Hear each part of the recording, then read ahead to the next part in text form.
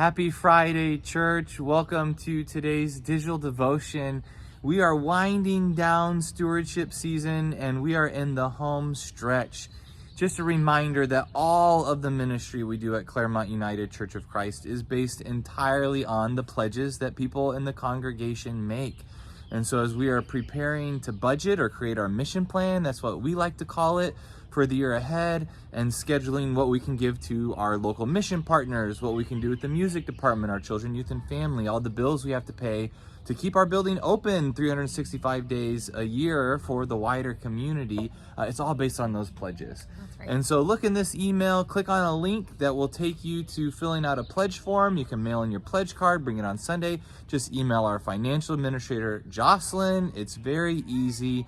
Any amount matters. We have folks that donate from just the tens of dollars to the tens of thousands of dollars. Anything in between really makes a big difference. And so we want to try to reach our goals. So we need probably about like 80 more pledges. And so we invite you to join us in this endeavor. And so we've got a cool video we want to show you, but we want to talk about it first. Yes, so we're going to hear from Kay Held, who is a beloved church member, longtime church member, and Kay is going to talk about how she raised her daughter in the church. And so many of you have raised families in the church, and that is a huge part of your feeling rooted in the church. And that's something that is really special about a faith community, that you can go through generations in one church, that is a place where you can have family memories, where you can come together and worship God, where you can have Christian education for all ages. And so this is a really special way to feel rooted and tied into the church. Let's hear from Kay about how that worked for her.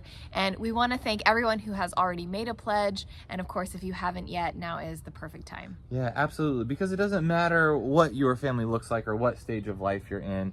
It's all about finding a place where you can belong and be rooted and go through the different spans of life, the different periods of life together.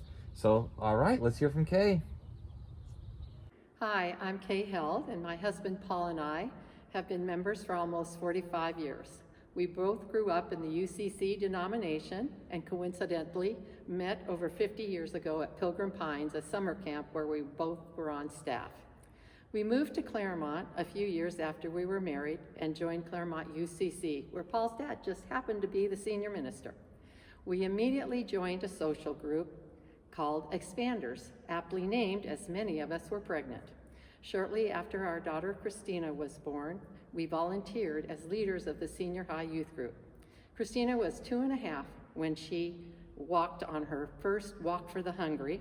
The youth were participating and had a great time carrying her on their backs as we walked along.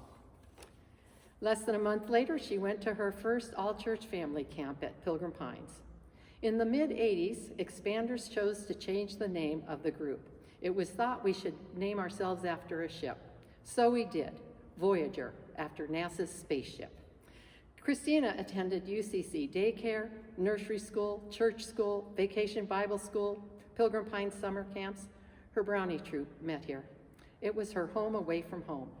Reverend Joyce Kirkmore, who some of you know, was her youth leader, as well as led her confirmation class.